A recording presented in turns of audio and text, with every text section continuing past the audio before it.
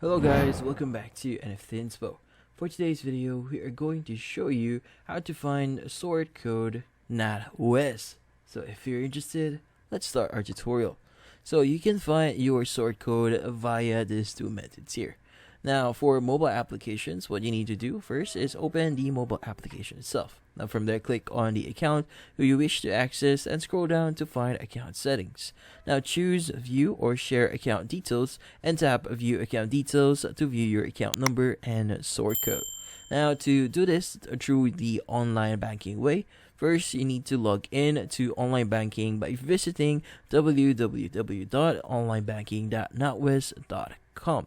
Now from there, from the account summary screen, select the account you want to check. For the view account details option, your account number and sort code will be displayed on the screen. And that's about it. So hopefully this video was able to help you. Like and subscribe to NFT Inspo. Thank you for watching.